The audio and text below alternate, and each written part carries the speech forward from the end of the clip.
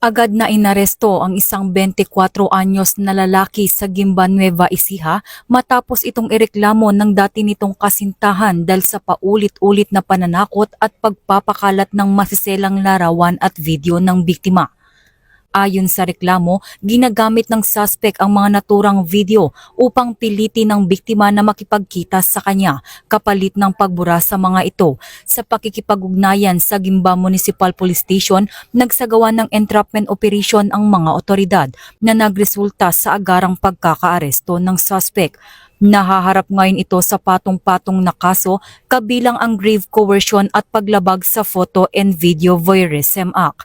Ayon kay Police Major General Wilson Asueta, Direktor ng PNP-ACG, walang sinuman ang may karapatang gamitin ang mga pribadong larawan bilang kasangkapan sa pananakot, pagpapahiya o pagkontrol. Walang tigil na tutugisin ng PNP-ACG ang mga sangkot sa online harassment at pang-aabuso. Mula dito sa Campo Crame, ako ang inyong PNN correspondent, Patrolwoman Mary Grace Artizuela, nagbabalita para sa Police News Network, alagad ng batas, tagataguyod ng Balitang Pulis.